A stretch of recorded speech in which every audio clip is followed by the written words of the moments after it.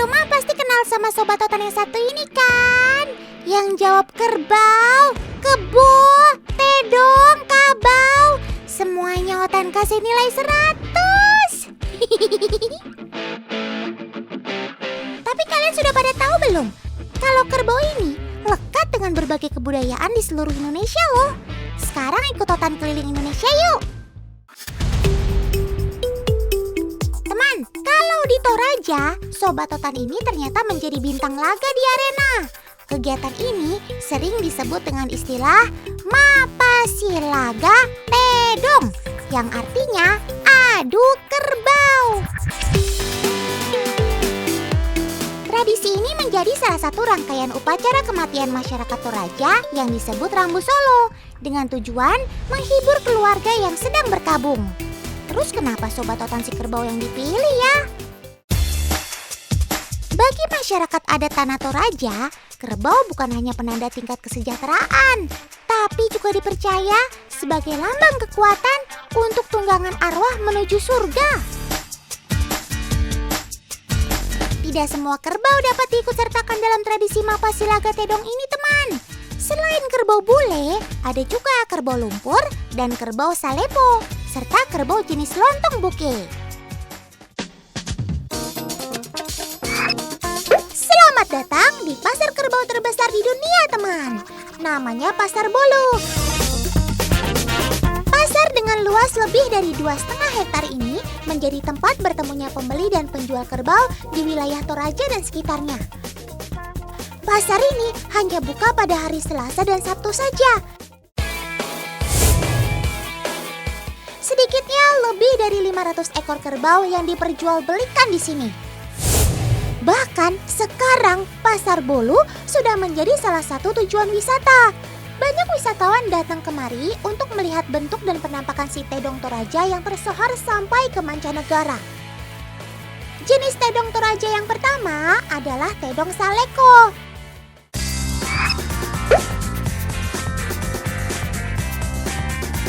Ini adalah jenis Tedong paling mahal dari semua jenis kerbau Toraja yang ada.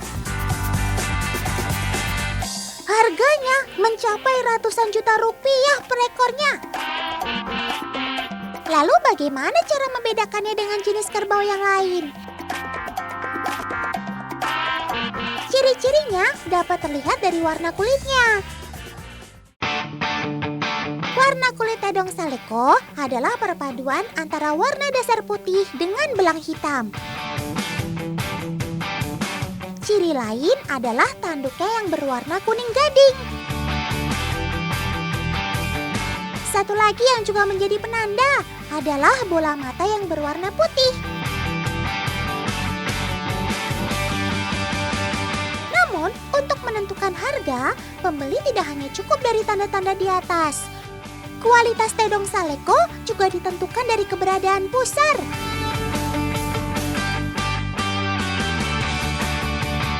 Karena bentuk pusar yang jelas dengan posisi yang tepat menjadi penanda kualitas Tedong terbaik.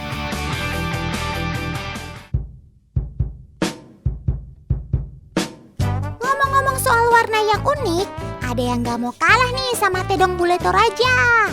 Sekarang kita kenalan sama si kebo bule dari Solo yuk, teman. Sobat-sobat Otan ini sedang latihan untuk acara kirap pusaka di Keraton Surakarta nanti malam. Tepatnya malam 1 Suro sesuai penanggalan Jawa. Bagi masyarakat Surakarta, kebo bule bukan hewan ternak biasa. Mereka dianggap bertuah alias keramat. Wits, bukan karena bulenya ya. Warna kulit mereka yang berbeda dengan kerbau lainnya ini akibat kelainan hormon. Bisa dibilang mereka ini kerbau albino. Mereka dianggap keramat karena kebo bule ini sudah dipelihara sejak kepemimpinan Pakubuwono II. Keturunan kebo bule ini sudah beranak pinak hingga puluhan ekor loh. Yang bule-bule udah kenalan, sekarang Otan mau ngenalin kerbau dari Kalimantan nih. Tapi di mana ya? Sob, kamu di mana sih? Waduh, baru mau Otan kenalin. Kalian kenapa kok malah pada kabur dari kandang gitu sih? Aduh, benar kan? Gak bisa lihat pintu terbuka, langsung deh pada keluar. Oh, rupanya sekarang waktunya mereka makan. Mereka pergi cari makan sendiri, teman. Mandiri banget kan? Namanya juga si Bubalus Bubalis alias kerbau rawa. Jika sudah keluar kandang, kawanan kerbau ini akan jalan beriringan. Sementara para pemilik kerbau hanya mengawasi dari atas perahu jukungnya sambil teriak-teriak. Wah, seru ya cara menggembalanya. Kerbau-kerbau ini akan digiring menuju tempat mereka mencari makan yang lokasinya tidak jauh dari kandang. Oh iya, tidak seperti kerbau yang sering dipelihara di darat. Kandang kerbau di Kalimantan Selatan ini dibangun di tengah rawa, cukup jauh dengan rumah penduduk. Ini sengaja dilakukan untuk menghindari bau menyengat dari kotoran si kerbau, teman. Oh iya, yang membedakan kerbau rawa dengan kerbau lainnya adalah tubuh mereka jauh lebih bersih karena rajin mandi di rawa. Sementara kerbau yang lain sukanya berkubang di lumpur, jadi terlihat kotor deh. Nah kan, apa Otan bilang? Kerbau ketemu lumpur, udah kayak gula ketemu semut. Aduh. Seru banget sih. Otan boleh ikutan nggak?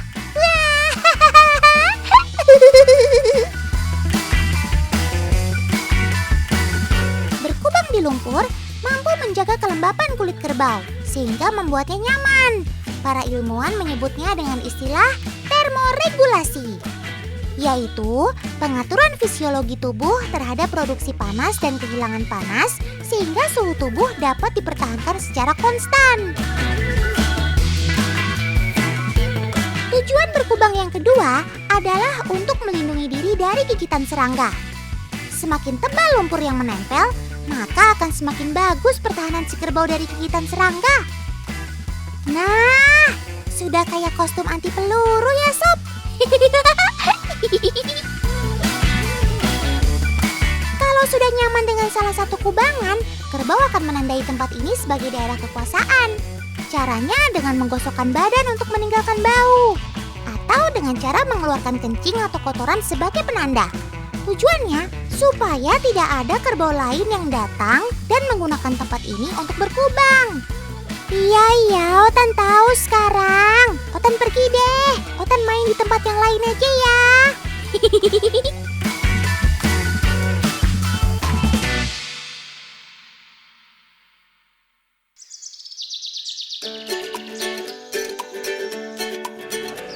Teman, Otan baru tahu nih kalau ternyata kulit kerbau adalah bahan utama pembuatan wayang kulit.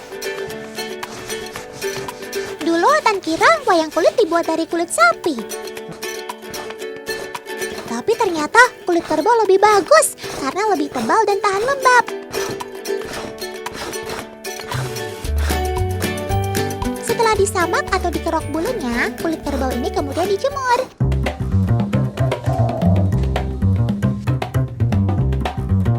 Kalau ukurannya sebesar ini sih, satu lembar kulit bisa untuk bikin 10-15 wayang kulit.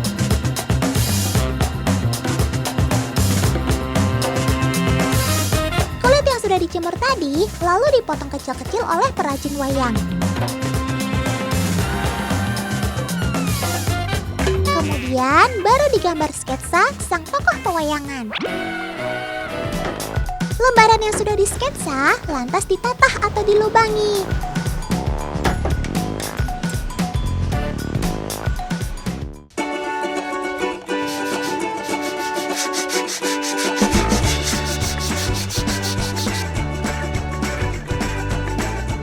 Diwarnai.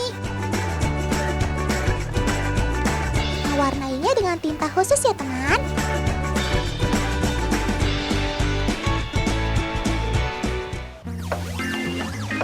Terakhir, pasang gapit atau gagang wayang. Gapit ini juga terbuat dari kerbau, yakni bagian tanduknya.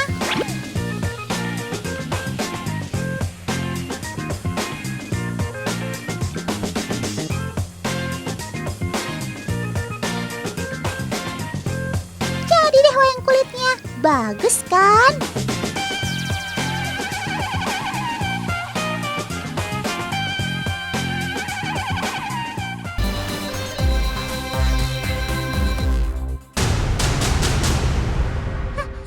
Awas, ada buaya!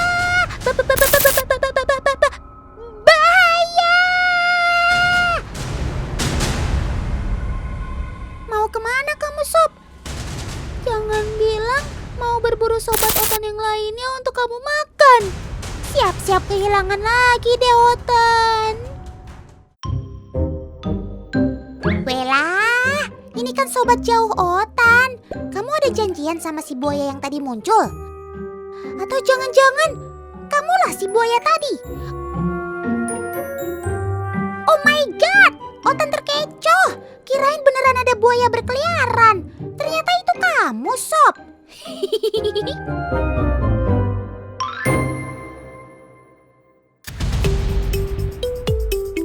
Kenalin nih teman, Kaiman Lizard. Salah satu sobat jauh Otan yang berasal dari Amerika Selatan. Kaiman adalah salah satu hewan yang masuk ke dalam anggota ordo Crocodilia. Seperti buaya, alligator, juga gharial. Itulah alasan kadal yang satu ini disebut Kaiman Lizard. Wujudnya bisa dibilang setengah kadal dan setengah kaiman. Terutama kalau diperhatikan dari bagian tubuh sampai ekornya. Serem, kaiman banget ya teman.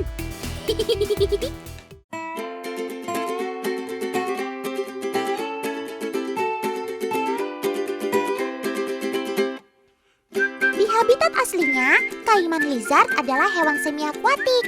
Keberadaannya nggak bisa jauh-jauh dari air. Jangan ragukan kemampuannya berenang dan menyelam di dalam air.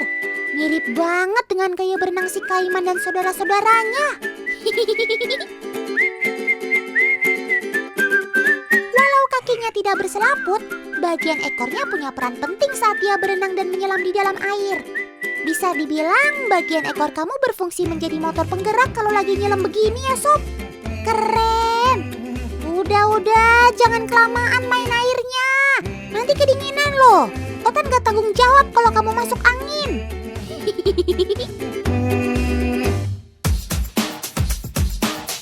Otan bilang juga apa? Kalau main air jangan lama-lama. Kalau kedinginan kan biasanya jadi lapar. Untung Otan udah pesenin kamu makanan kesukaan kamu nih, Sob. Gak usah melet-melet gitu lidahnya. Biasa aja. Loh, kenapa keongnya masih utuh ya? Perasaan tadi Otan pesennya gak gitu deh. Sob, yakin kamu bisa mecahin cangkang keong sendiri? Kalau nggak bisa, Otan panggilin paman nih buat bantuin kamu ngeluarin daging keong dari cangkangnya. Walah, ternyata kamu bisa memecahkan cangkang keong sendiri, Sob. Dengan mengandalkan kekuatan rahangnya, perlahan cangkang keong hancur dengan sendirinya. Gak cuma itu, lidah kamu juga punya peran untuk mendorong cangkang keong saat sudah hancur. Jadi gak ditelan secangkang-cangkangnya. Kalau diperhatikan lebih detail lagi ke dalam bagian mulutnya, terdapat beberapa gigi geraham yang juga berfungsi membantu memecahkan cangkang keong. Gak usah cepet-cepetan gitu dong makannya. Biasa aja, kalian gak lagi ikutan acara lomba makan kok.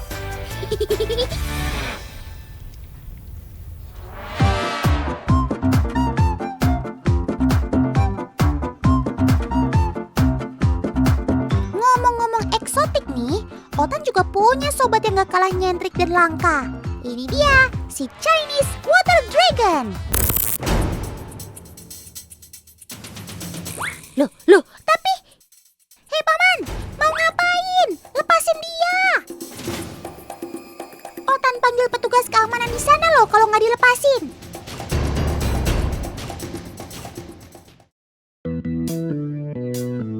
Oh no, ternyata paman ini bukan mau menculik si Chinese Water Dragon, tapi mau ngobatin bagian mulutnya yang sedang luka. Maafin Otan ya paman, sudah berburuk sangka. satu kondisi yang sering dialami Chinese Water Dragon, yaitu luka pada ujung mulut bagian bawah. Teman di rumah ada yang tahu nggak apa penyebabnya? Jadi, sebetulnya kondisi ini karena ulahnya sendiri sih. Saat sedang berada dalam situasi tidak baik, terkadang si CWD suka berlari kencang dan akhirnya menabrak dinding kandang atau apapun yang ada di depannya. Nah, jadi aja tuh luka di bagian mulutnya. Tenang aja ya sob, Paman sudah punya salep khusus untuk pengobatan luka kamu, biar nggak makin parah. Sesuai dengan namanya, kadal eksotis ini asalnya dari negara Cina, tapi juga menyebar dan bisa dijumpai di wilayah Vietnam, Thailand, dan sekitarnya. Sobat jauh Hotan ini masuk ke dalam famili Agamidae. Masih saudaraan sama si soa layar, juga soa payung. Makanya kalau dilihat sekilas agak mirip dengan si soa layar, juga iguana. Cirinya famili Agamidae, dia gampang kabur dan salah satu pelari cepat. Dia juga punya respon yang sangat cepat saat ada sesuatu yang mengagetkannya. Namanya juga Water Dragon, tentu betah di tempat lembab, bahkan senang berendam di dalam air. Jangan ragukan kemampuan Sobat Hotan ini berenang.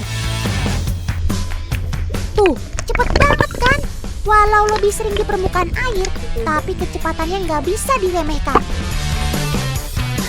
Kalau Hotan perhatikan sih, gaya kamu berenang terlihat sangat profesional, Sob.